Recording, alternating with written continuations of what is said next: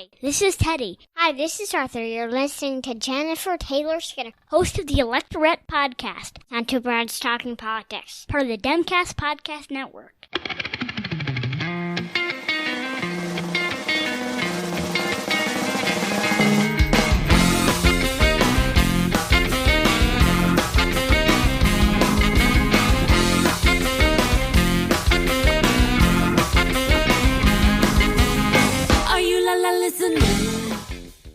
Hi, everyone. This is Kelly with Two Broads Talking Politics, part of the Demcast family of podcasts, and I'm on with my co-host, Sophie. Hi, Sophie. Hey, Kelly. And I'm actually coming to you from Ohio. The first time I've been more than a mile from my house in 90 days.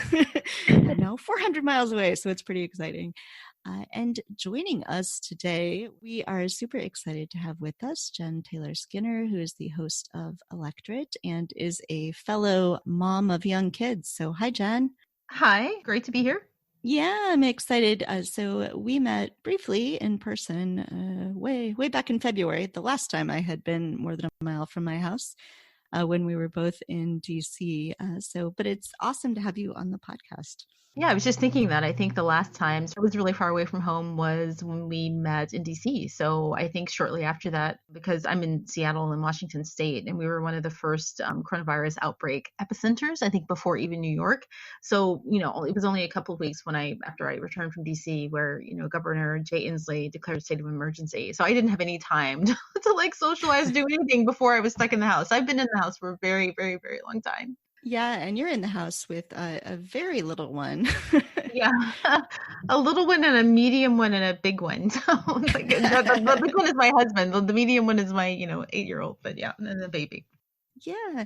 So there's tons of stuff to talk about right now, and we'll see what all we get to. But the immediate impetus for inviting you to come on the podcast now, although I've wanted to talk to you for a while, is a Twitter thread that you posted just, I think, a couple days ago now, talking about the experience of racism, talking about, non-Black people who are thinking and talking about being better allies, but that one of the harmful things for you has been experiencing racism and then having people say, oh, that probably wasn't racism. So I wonder if you could just sort of start by talking through a little bit that thread and what you were thinking, and maybe we can unpack a little bit of about those experiences in ways that can help all of us be better allies. Yeah, sure. I mean, I think when I was thinking about that, I was actually just cooking lunch or just making lunch, right? And I was, watching in the background the news and all of the protests that were happening, lots of big protests happening in Seattle. And, I was thinking about this moment and the gravity of the moment and the grief that we're all in. And, especially Black Americans, we're full of rage and fear.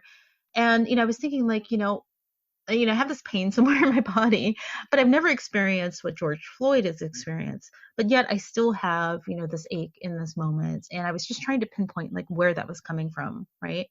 And one of the things that I've noticed when I've been talking to people about this moment, people talk about being enraged and people talking about, being afraid, of course, for our country. And, there's lots of rage in the streets. But one of the things that's been really surprising for me that I've heard repeatedly from, I guess, a few people is that there's also a sense of hope. Somewhere way in the back of my conscious, way in the back of my heart, there was a little piece of hope too, right? And I didn't want to, kind of reveal it or talk about it because it's, hope is one of those things that when you have it, it's great. But when, when it's at risk, it's really heartbreaking, if things don't pan out the way you want them to. But I was just trying to hone in on what that feeling was. And, for me, I think it was, seeing so many people in the streets for this cause that was only really important to a small segment of the population before, right? And, I was thinking what are the harms that I've had with racism over the years that this moment gives me hope for, right? And I just thought, I've never been, a victim of police violence in the way that George Floyd was. I've never had anything, truly traumatic, but it doesn't mean haven't had trauma. And so I was thinking through, what's the most common experience I've had, right? So most Black Americans experience, almost all of them experience these, daily microaggressions, right? Which is harmful enough. That's traumatic enough. But just like anything that's harmful that happens to us, you look for people in your life who care about you, who will have empathy for you. And if you go to them and they deny that experience, that's an additional trauma. So I was thinking through that, and I thought this moment is hopeful for me because now we have an entire nation of people who are willing to listen, an entire nation of people who are willing to hear those small pains that I go through every day. When before, prior to this moment, I always had to gauge whether the moment was right? And if the moment isn't right, what would typically happen is someone would say, well, it wasn't really what you think it is, and that's an additional trauma on top of the trauma you've already experienced. I mean, I think the one thing that I wanted people to get from the thread was that, if you have, people of color, Black people in your life, one of the things that adds to the daily harm is the denial of their experience, right? It isn't always the big things, in life, like, what happened to George Floyd, it's the daily microaggressions. And, like I said in the thread, you could go into work and by noon, the person of color or the Black person sitting next to you in a cubicle may have had like, a half dozen or a dozen of those already. It kind of surrounds us. Maybe they were stopped by the police, unfairly on the way to work. Maybe someone was rude to them at Starbucks. You just never know, right? And you think about like these kind of innocent experiences that people have, with Amy Cooper, the woman who was in the park in New York, and Kristen Cooper, the bird watcher, threatening to call the cops on him, knowing what could possibly happen, right? And he has to go on with his day, and who knows how often that happens to him, right? So one of the most harmful things you can do is to deny that experience. And, one of the things that would often happen to me, which is, why this moment, I think in time is such a relief for me, is that, more people, again, are just open to talking about the most harmful things that racism does, right? And I feel like before we had to wait on those moments, right? We had to wait. Or when you had a friend or colleague who was open to talking about race, they weren't truly open, right? They wanted to talk about it in the context of absolving themselves. It's not me, like not all white people. Or, to avoid complicity or to, in some way compare it to whiteness, like you're not like any Black person I know.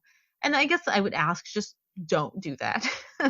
Because it's really harmful and it just kind of adds to the trauma. It's a denial of our lives and a denial of what we experience every single day.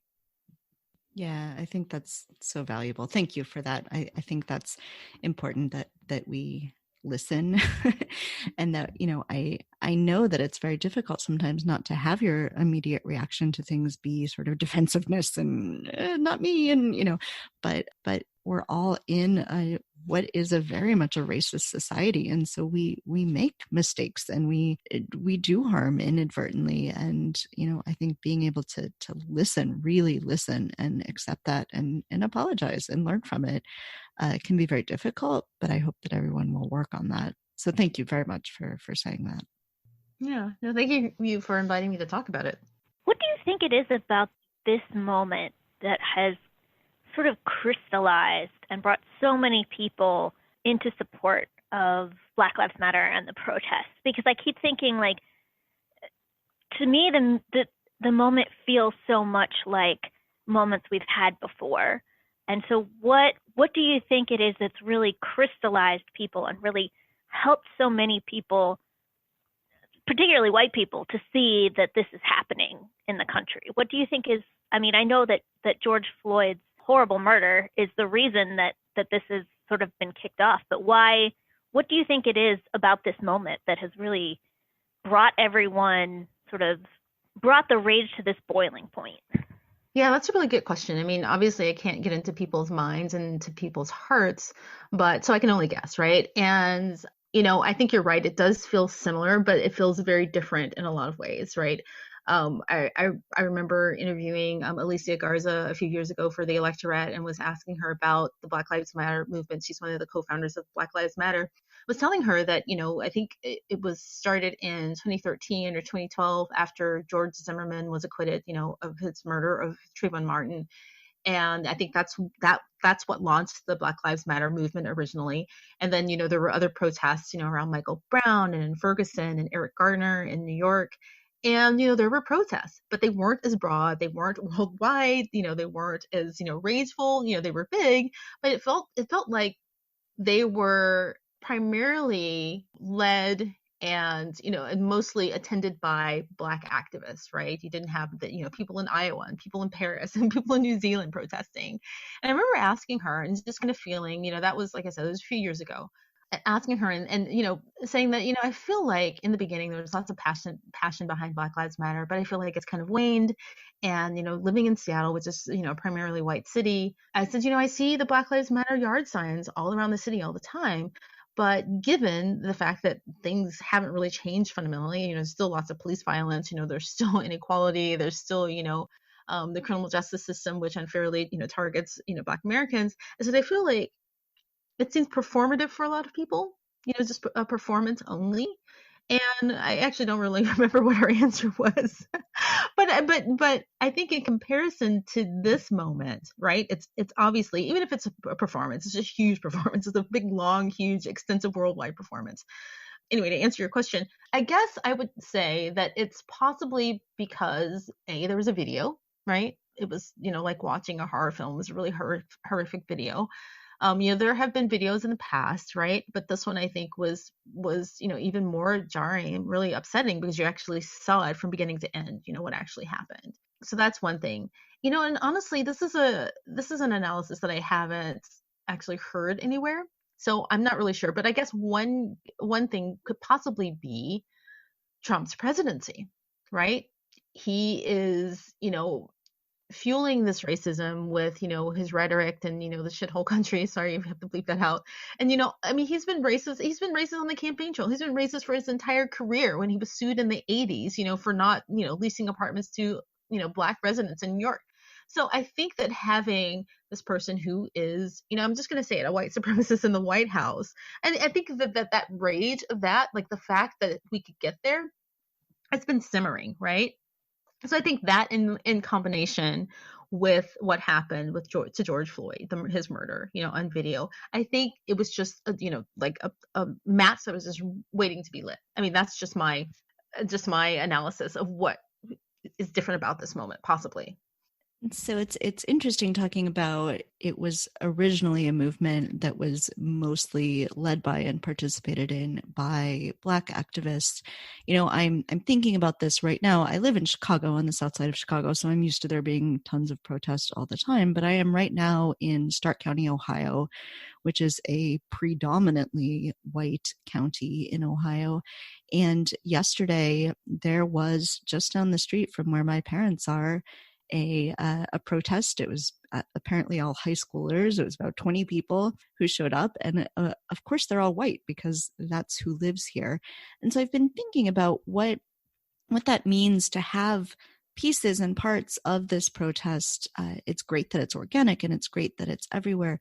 But what does that mean? And how do we sort of grapple with that when there are protests of white people, which is great, standing up and saying Black Lives Matter, but don't actually have any Black people with them?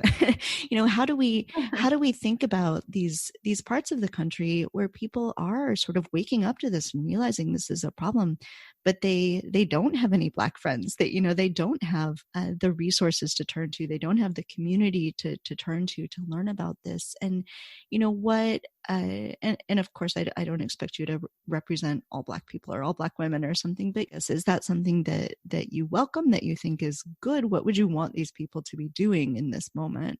Well, I mean, I think that, one positive thing is that, first of all, if you'd asked them 5 years ago if they would be at a Black Lives Matter protest, they were probably, said no, right? I mean, it's unimaginable, right? And so I think that is progress. And, although they're in a town that is, smaller and it's mostly white, they are participating in a national movement. This is a worldwide movement, right? These protests are happening around the world. So in a sense, they are connected to the national protests. And it doesn't, when you think about activism, it doesn't necessarily have to be just local, right? I mean, if you don't have any Black people in your community, you just don't have any Black people in your community. But you can act nationally. What can you do to make sure that there is proper police reform nationally? What can you do to make sure that there's criminal justice reform nationally? And so even though, you may not have any Black people directly in your life, and I'm not suggesting that people go out and try to find Black friends, because that, it's probably be terrible Yeah. things too. You can still make sure, and to keep this idea of justice in your heart and in your mind, and make sure that you act on that when you vote every year, and you act on that in local elections, right? Because obviously local elections matter, but that doesn't mean that your parents or your grandparents can't call members of Congress and make sure that they vote a certain way on certain bills. So I think it does have some value. I've been thinking a lot in general just about, and you referenced this earlier, about the value of performance. There are a lot of actions that do seem performative, even now. Not just Black Lives Matter signs in people's yards, but all sorts of things that people are doing now. People who Mitt Romney showing up at a Black Lives Matter march, things like that. It could be performative, but it feels like sometimes it shouldn't be the only thing you're doing. But sometimes things that are performative can still help sort of move the needle in the way people are thinking about things, picking up steam to then do more, to say, okay, wait, I also need to read this book and learn more. I need to support Black-owned businesses. There are other pieces I need to do, but it's become normalized because I've seen all of my friends going to protest and putting up signs and things like that. Yeah, I mean, it absolutely is meaningful. I mean, we dismiss the March on Washington just because it was just a march, right? I mean, so it does reverberate, right? When you participate in something, it changes you fundamentally. I remember someone saying, was it Gloria Steinem, I think, at the Women's March, the very first Women's March in DC, that we're putting our bodies where our beliefs are. And I think that that does change something in the way that you believe and what you value and what you think is important. And I think that sort of tracks with the data that I've been looking at. I'm a big data person, and looking at the polling, I'd known that over the past 2 weeks that support for Black Lives Matter went up a lot in polling. But what I hadn't known is the upshot at the New York Times just published something today about how public opinion has moved on Black Lives Matter, and it's moved steadily upward since 2018. So there's been something over the past 2 years, like a slow progression of people really being kind of converted, being, convinced that this is important. So I have to think that some of that is seeing other people involved in the movement and talking to other people. Yeah, and if I could just add, go back to Trump, because I think that this is not unrelated to Trump, right? I think that people are starting to realize, because you have this whole thing about the way Black women voted in the 2016 election. Like, if everybody had voted in the same way that Black women had voted, Trump wouldn't be in office. And I think people are starting to make the connection of supporting either passively or actively white supremacy, and in the form of Trump. Trump is elected because he campaigned on racism, and people who may have voted for him and said, I'm just going to ignore that racist part. He's going to be great for the economy. You can't ignore the racist part, right? And if you vote white supremacy into the White House, the country will break down. And I think people are starting to realize that, like, we don't want our country to be that, because it reverberates in so many other areas.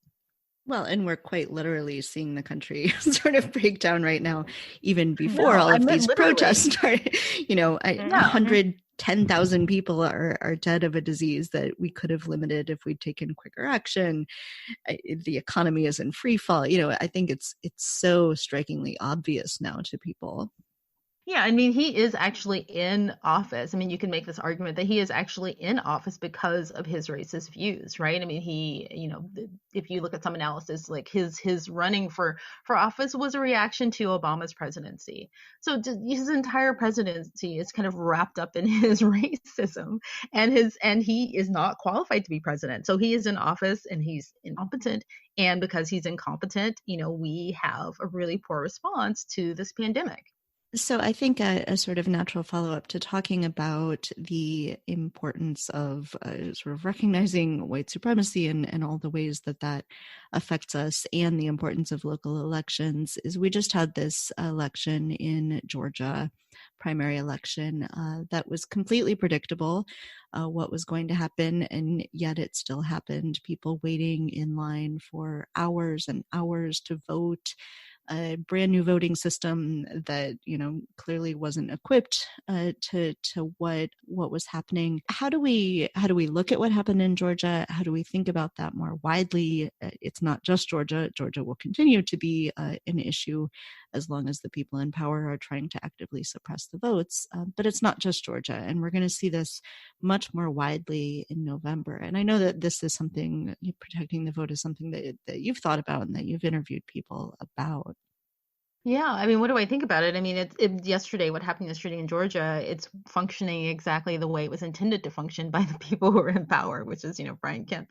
So, I mean, he doesn't really want a Democratic vote, which is, how he got into office. And so, I mean, that's just what it is. I mean, it's designed to function in the way that he wanted it to function, right?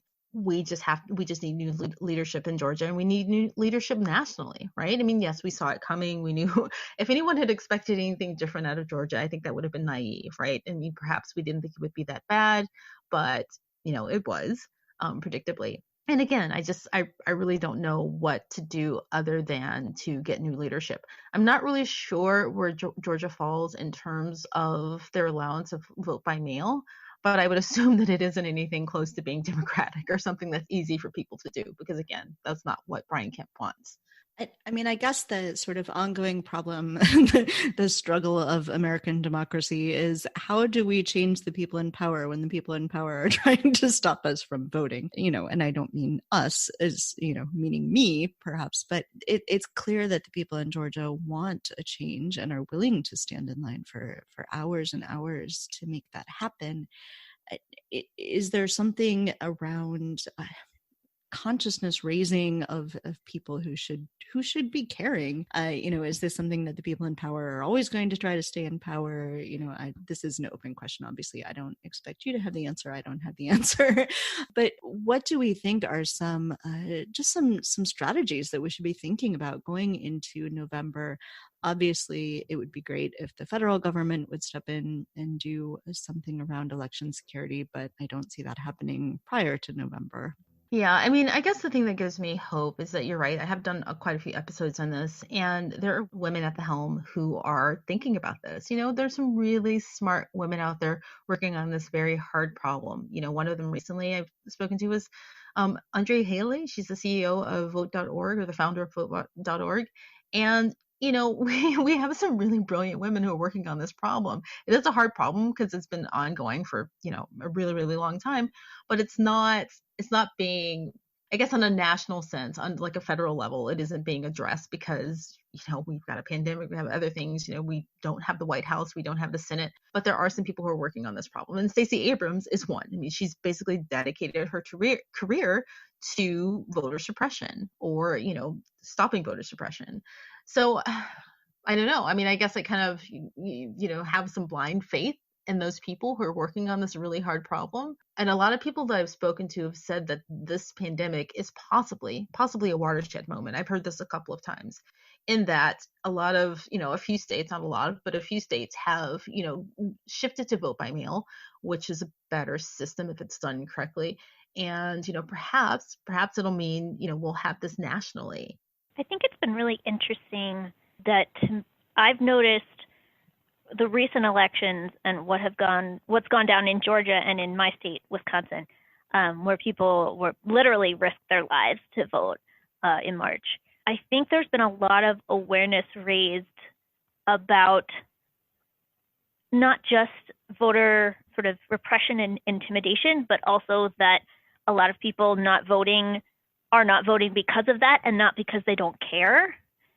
In the past, I've seen a lot of get out the vote efforts sort of, I don't want to say shame people, but like be more organized around, we have to convince people that it's cool to vote and that it's important to vote, and that, we have to try and convince people to vote. And now I think that there's more of an understanding, particularly among, white Americans, that a lot of people are being physically prevented from voting. And it's not just that they are apathetic or they don't care. It's that they are being prevented from having their voice heard. And so I think that's been a really interesting thing to come out of the Georgia election and the Wisconsin election, this sort of new consciousness on the part of, a lot of white America that this has been happening. Yeah, and it's not just those, big ways that we saw in Georgia yesterday where people were standing in line for hours and hours and hours, polling places being closed. There these small ways too. I was talking to Paige Gardner. She's a longtime activist around, voting rights. And, she was telling a story about a woman who like literally couldn't afford to vote because she was a single mom and her kids were in daycare, or she had a child in daycare, and she had to stand in line, and it was longer than the daycare was open, right? And if she left her child any longer, they would charge her for every half hour, every minute, or something like that. And she literally couldn't afford to vote, right? Even if she had to stand in line an extra hour or an extra 2 hours and not for the entire day, is that, yeah, we just don't make it simple enough. And then in some cases, when it looks like apathy, it's just the fact that we haven't communicated to certain people that their votes are valued, right? I remember having it was last year sometime, I was in an Uber and I was talking to a young guy, and he was like, well, I don't think I'm going to vote the next time. I'm not going to vote because it's just no one cares what I think, right? And on the surface that looks like apathy. He just doesn't care. But we've given him the message that his participation in our democracy, his participation in our voting system is just not valuable, that no one wants to hear from him. And, I gave him an earful about that and said, you have to. But, he wasn't being prevented from voting. He lived in Washington State. He could vote by mail. But, that is also voter suppression.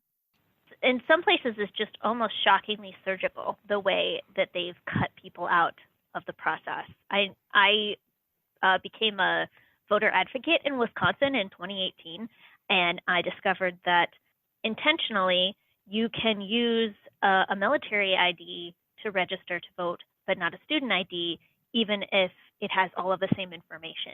You can use a mortgage to register to vote, a mortgage paperwork, but you can't use your lease. And so there are like really obvious ways in which people are being cut out of the process, and it's just they're not even trying to hide it anymore. And I just find that shocking. Yeah, I agree. To your point, Jen, about people not being told that their voice matters, that their vote matters. I think this is, everything else aside, protests and everything aside, I think this is such a challenging time to be thinking as a candidate about how do I go out and motivate voters when I can't even go talk to them. I can't have a big rally. I can't knock on people's doors and say, I care about you. I want your vote. So, and I think that that's something that is perhaps going to be slightly less of a problem at the presidential level because so many people will be voting against Trump no matter what. But I think is going to be a huge problem down ballot for people to really capture the imagination of the people who will be voting for them. Have you been thinking about that? Do you think that any of these sort of virtual methods or phone calls or anything are going to have that same impact in encouraging people to think that we really do care about your vote? I don't know. I think this is unprecedented what we're going through right now. I think we will see, once it's over. And I'm sure that there are people out there who are measuring these things, right? Like fundraising, for instance. Actually, thinking of the presidential race, I know that there have been online fundraisers, for instance, for the president at the presidential level, and they've been raising, loads of money. I think Kamala Harris just did a fundraiser with Joe Biden, and they raised, almost $4 million or $3.5 million or something like that. So again, that's the presidential level. It's not a local race, but I guess it speaks to the fact that there is motivation and energy still there amongst constituencies. If you can translate that into voting and donating, hopefully that will work down ballot. But I honestly really don't know how people are adjusting. I guess one positive thing is that since everyone is in quarantine, you do have a captive audience, right? People are online and they're looking for content, Mm-hmm. and I know a lot of people are having, Zoom meetings with constituents, and, so that's one thing, right? And there's less of a cost for people to travel to see candidates. So possibly, but I don't really know. I can't predict, how this is going to work. one thing that we've been talking a lot about is the vice presidential selection on the Democratic side. Joe Biden has promised that he will choose a woman as his running mate, which will be sadly rare in the history of America. Do you think that the selection of the vice presidential candidate is different this time around? So, usually we say it doesn't really matter that much. It can maybe help the ticket a little bit, but when you have a candidate who is so old compared to the history of American presidential candidates, and you're in this moment where it's hard to capture people's imagination and it's hard to get them to sort of to tune in and listen to what you're saying when you can't be there in person, and we have so much that's going on in the country that needs to be tackled. Do you think that that this time around the vice presidential choice is important, is different? What qualities are you hoping for in the woman that Biden chooses? Yeah, I mean, obviously it's important. I mean, I think that, you're right. I mean, he'll be 78 on Inauguration Day. I mean, that's, Trump is only 73 right now. And it's interesting to say, only 73, but he's 5 years younger than Joe Biden. And so on Inauguration Day, Joe Biden, he's 77 now. His birthday is in, I think, November. He'll be 78. So that is obviously one reason why the VP choice is really important. And it's a grim thing to discuss, but people are, suspecting that he may not finish a full two terms, given his age. And so I think that's why there's this huge focus on the VP pick, right? And secondly, because he did promise that he'd pick a woman. And I think that was a nod to a few things. It was a nod to Hillary Clinton, and her being cheated out of the 2016 election, and I think that's a nod to her and all of the energy around women, wanting to vindicate what happened in that election. And obviously, there's lots of energy around women candidates. There was the Women's March, and there was the the wave. I guess they call it the pink wave. Of 2018. The record number of women being elected to Congress. So, I think that, given that this presidential primary, the Democratic primary, also had a historically high number of women running for the nomination, I think that, it's important in that sense. What it means is that we could possibly have our first woman president via Biden's VP. I mean, that's essentially what everyone's thinking. I mean, if we didn't do it in 2016, the way that we want it, we'll get it. We'll get it one way or another. Yeah, I think it's interesting, and of course, this has been talked to death by all sorts of political people. But we had this wonderfully diverse set of candidates on the Democratic side, and the final two ended up being white men, and then of course the final one is a white man. And the same thing just happened in Georgia.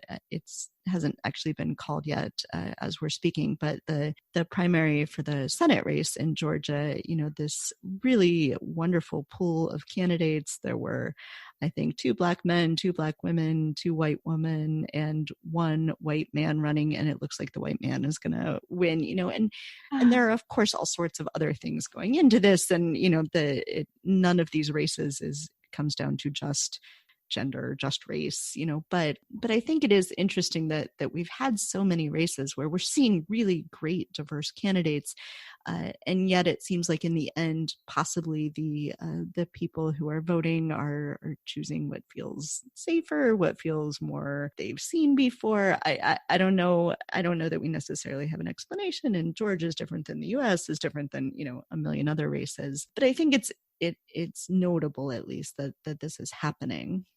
Yeah, it is notable.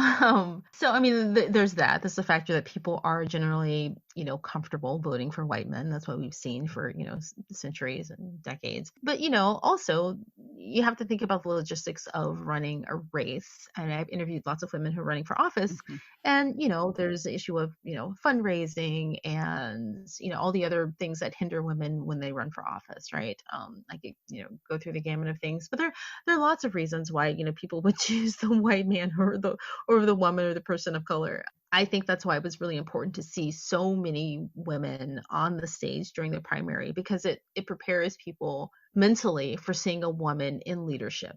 Any way we can break down that mental psychological barrier that it needs to be a white man at the head of a ticket, great. So I'm hoping that will start to resonate with people. Yeah, definitely. Although Sophie, I think, would tell us that the women and the people of color are more likely to win their races in the general. The last sort of thing I wanted to talk through, and then certainly if there's anything you'd like to talk about too, but it's just sort of how, since we're all moms of young kids, sort of how we're thinking about raising kids right now, talking to kids right now about everything that's going on. There's a lot. I had already started to wrap my brain around, how do I talk about a pandemic? How do I talk about an economic recession that's global? And now how do I talk about protest and racism? And so none of us on this call right now are experts in child psychology, but just sort of wanted to talk amongst ourselves about what we're thinking, what we're doing, how we're approaching this with our children, all the things that they're thinking about right now. So Jen, I know you have an 8-year-old son. I wonder what sort, and I'm sure you're not just starting the conversations with him, but what sorts of conversations you're having right now with him about everything that's going on. I am very honest with him, right? And he's very, politically astute for his age just because of what I do. He always gives me pointers on my podcast voice. Yeah, he doesn't really like it. But, yeah, I talk to him a lot. I think there's one story that I want to tell that's kind of, I guess related to the times of what we're going through.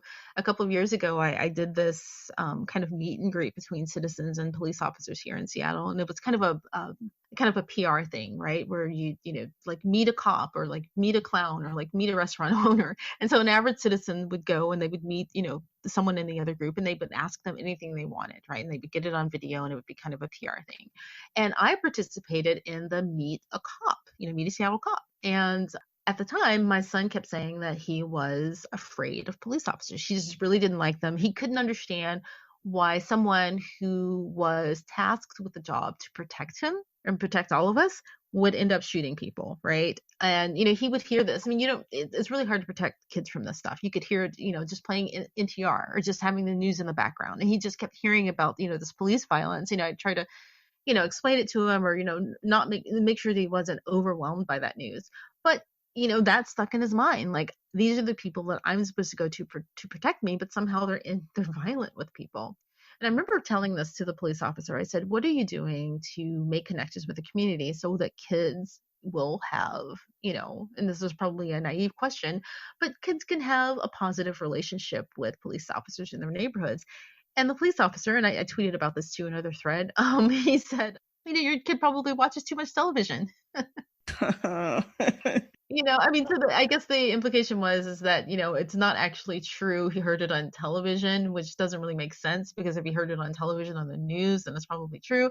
But anyway, the point is that this particular person was not really interested in community building, right? He was interested in deflecting. And again, my kid is different from a lot of other kids, probably just because I am kind of in this, sphere of like politics. And so I talk to him a lot, but I'm just really, really honest with him. Yeah. And we talk about everything. And I try not to talk to him in kind of this like childlike way with the assumption that he can't understand. Sometimes kids have a deeper understanding of these issues than we do. The other day he said something, we were kind of sitting around the table talking about Trump, and my husband was saying something to him like, well, yeah, if he loses in November, he's going to go down in history as the worst president ever, and so my son said, well, he probably doesn't care. He just wants to be famous. He doesn't care if people see him as good or bad. He just wants to be famous. And it was just I was like, wow, yeah. You little sage. No, it's absolutely true. And that, my older son is 8 as well. And, I do find that I think sometimes we want to sort of wrap our kids in bubble wrap and protect them from the world out there, but they get it, and they can in some ways sort of compartmentalize a little bit better than I can. Certainly, they can sort of take something, take it in, think about it deeply, but then still go out and, play in the sprinkler and then come back and ask you a really good question. So they haven't stopped thinking about it, but can still manage to be kids and have fun and enjoy childhood while still understanding these issues. And so, we've taken a very similar approach with our kids, that we just talk to them about what's going on, about the things that worry us, the things that we want to do better, to change. I especially with my older son, but now can start doing this with my younger son. I also often just sort of throw books at them and say, "You like reading? Here's a book." So especially graphic novels are really helpful. So there's a three book graphic novelization, I guess, of John Lewis and his life and his work in the civil rights movement, called March. And my older son just loved it and was like, "I want to meet John Lewis," and was really sort of drawn into that. And I think really helped him understand, and of course it seems like, well, that's history, you're reading about history, but does help then to be able to explain to him, well, some of this is still happening, and he can sort of get the emotional resonance of why it matters if he's sort of brought to it with stories, I think. Sophie, your son is younger, so have you been able to find ways to talk to him about this as well? It's tricky. My son is 4, and he has hyperlexia. He's very linguistically advanced, so he can read. He can read like middle school level books, but he still has trouble with a lot of different sort of concepts, right? So we've talked about it a lot. So far, he seems to think that he can solve racism by hitting Donald Trump with a lightsaber. Which it's worth a try. Is not true, and also a gross oversimplification. But he does. I feel like kids sometimes get more than you think that they're getting, and then later on you find out. So like we had all of these talks. I even had him sit down and watch some of the protests on TV with me, and we talked about what happened. We watched, I don't know if you guys saw, but there was a Sesame Street town hall on CNN, and we watched that together. Mm-hmm. He really likes Elmo, so he was watching Elmo, and he was very excited that Elmo was talking about racism. And then a couple of days later, out of the blue, he said, "Mommy, racism is like when the police killed George Floyd. That was really evil and terrible, and we had to defeat it." And I was like, wow, yeah, you're right, buddy. But he talks about what happened all the time now. He talks about George Floyd and how the police killed him and how the police kill people because of racism. And he cares about it a lot, which it wasn't immediately apparent when I first started talking to him. So sometimes I think with kids, you kind of have to like wait for it to percolate. Yeah. That's true. And also kids have a really deep sense of justice, right? They kind of learn it as they grow older, but they really, mine, he's talked about, using his Nerf gun, loads of things. And with Donald Trump, hitting with a lightsaber, hitting with a throwing sword, like they all want to just hit him, right? Definitely. Yep. And things like this, right? It's like you don't want to have to talk to your kids about it, but we do. And in a way, it was interesting. I didn't have to be the one to bring up the idea of police brutality with Teddy, my 8-year-old. He was on the debate club in school. He was the youngest kid on the debate club because he was super interested in it. And the other kids were a lot older. And so when it came to choose a topic that they wanted to debate, the other kids wanted to talk about police brutality. And so, I pick him up from debate one day and we're walking home and I was like, "Oh, how was debate?" And he's like, "Oh, we decided to talk about police brutality." And I was like, "Okay, we're having this conversation now. It's good that we're having it now. It just hadn't come up before." So I think they can handle a lot more than we realize that they can handle. And it's so important to be talking to them. I think that this is obviously a conversation we'll sort of keep having. Like I said, we aren't child psychologists here. And so, of course, if you do know any child psychologists, you want to come on our podcast, tell them to reach out to us. But, I think for anyone who's listening, and we have a lot of moms who listen to the podcast and are struggling with how to talk about this, what to do, I'd say, just sort of start talking and you'll figure it out, and you're not going to harm your children by being honest with them. Is there anything else that you'd like to make sure that we talk about? Tell people how to find your podcast. So the Electorette, you can go to electorette.com or on Twitter, Electorette. Just Electorette without the D, just electorette.com. And you can find it on Apple and on Spotify and everywhere where you like to listen to podcasts. So Yeah. Everywhere podcasts are found. That's right. Everywhere podcasts are found, and subscribe and leave a review and all those good things. Yes. Excellent. Well, thank you so much for joining us today. This has been a really fantastic conversation, and I hope we get a chance to talk to you again after, hopefully maybe there'll be a VP announcement coming up that'll be exciting. We're all waiting, Joe. If you're listening, we are all waiting. Well, thank you, Kelly. Thank you, Sophie. Thank you so much for this conversation. It was great. Yeah, thank you. Yeah, thanks for coming. Thank you for listening to Two Broads Talking Politics, part of the Dimcast Podcast Network.